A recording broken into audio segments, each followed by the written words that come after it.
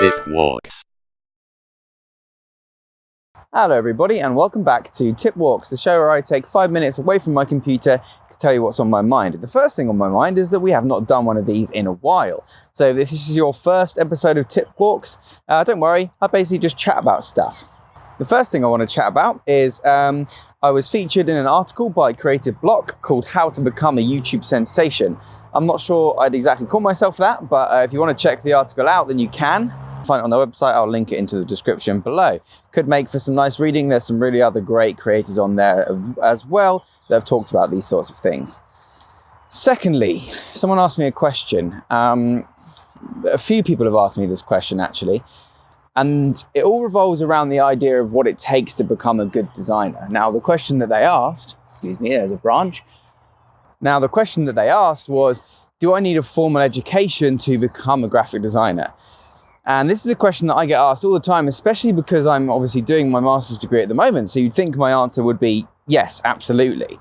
Instead, what my answer actually is yeah, if you want. These days, this takes a lot of thought to sort of put together a cohesive point. So I'm going to try and make it as clear as I possibly can. Now, the quality of education based on a number of factors, things like where you live in the world, what institutions you go to, all those sort of things can change drastically. However, the same can be said of getting an unofficial education online or on something like YouTube.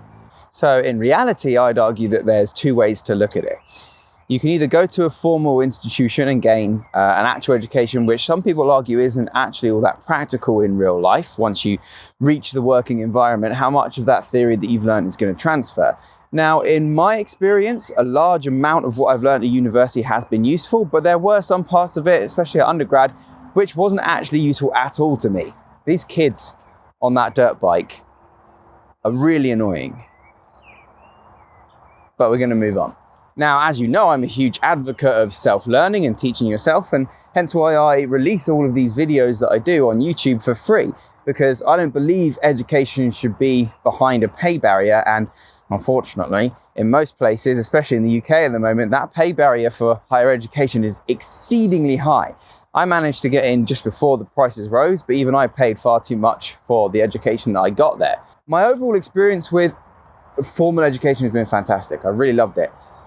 But I don't think it's entirely necessary to become a graphic designer. So then, what do I think is necessary? Now, learning stuff online is fantastic. There are some great resources out there, stuff like YouTube, Motion Design School, Lynda, all of this stuff is great. Whether I agree about you should pay for this content or not, I'm not going to get into right now. All I will say is there's a lot of content out there which, much like the higher education system, isn't worth the money that you pay for it. Hence why I try and make all my stuff free. But put it this way.